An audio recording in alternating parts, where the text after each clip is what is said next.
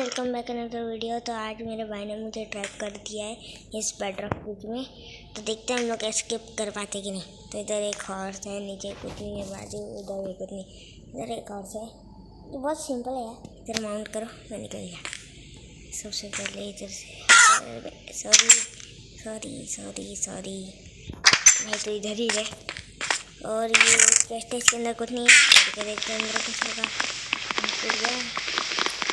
Okay, crafting table है, तो नीचे एक मैं बिल्ड करके भी आ सकता हूँ। ओ इधर ओह 10 वो नहीं स्टोर कर दिए थे, इसका कुछ काम नहीं है वैसे।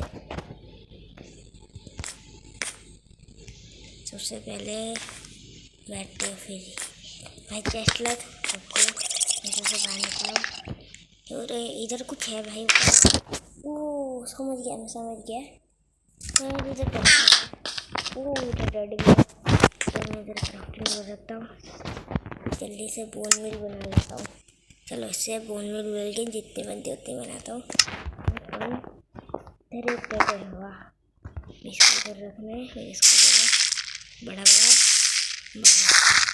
तो नीचे से तोड़ना है। और 6 मिले। अब एकदम तेजी से, और ये हम एस्केप। वाह, मैं एस्केप भी हो गया इतनी जल्दी। तब तक के लिए बाय बाय।